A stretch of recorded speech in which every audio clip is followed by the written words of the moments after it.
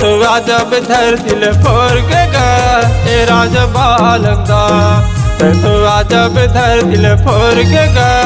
ए गुरु बालकदा सतनामी राजा बालकदा वरदानी गुरु बालकदा सतनामी राजा बालकदा वरदानी गुरु बालकदा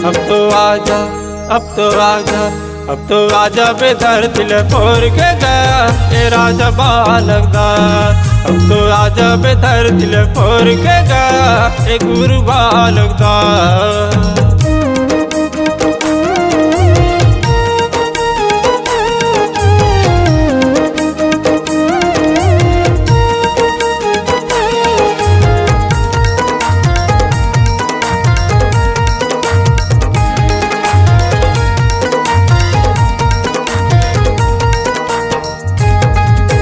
सती धर्म की रक्षा खातिर तहर लड़ लड़ाई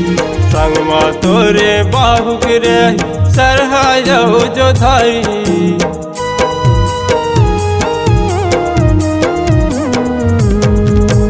सती धर्म की रक्षा खातिर तहर लड़ लड़ाई संग मारेंगे दोनों भाई सरहायौ जोधाई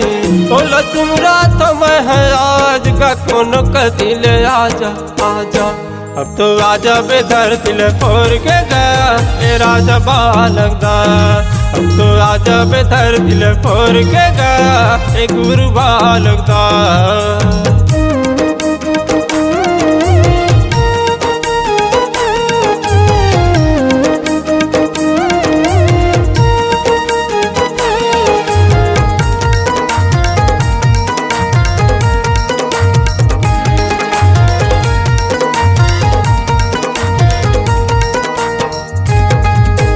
नहीं धर बरछी नहीं धर भाला नहीं धर तलवार खूब लड़ी नुह दोनों भाई लोटम करी नवार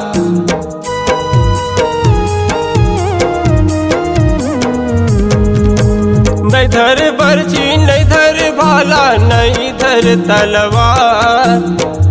लड़ी नुह दोनों भाई लोटम करी नवार यह पापी बने बैठे राजा का मोरे गुरु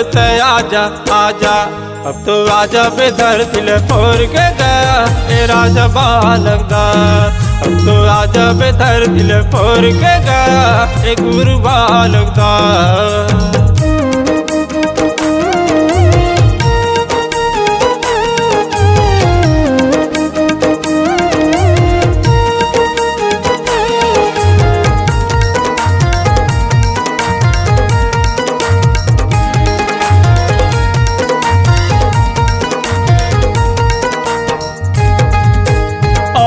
बांधम जागे गुरमर तहर रावटी ताने आखी खड़ के बैरी मन के कैसे तह नहीं जाने